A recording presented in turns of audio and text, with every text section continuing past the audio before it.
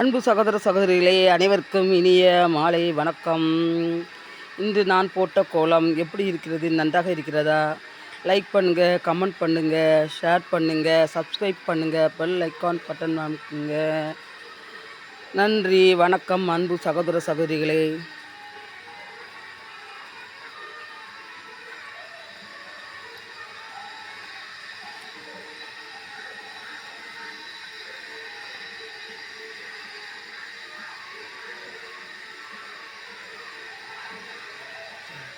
right ஆயுள் இருந்து வெட்டி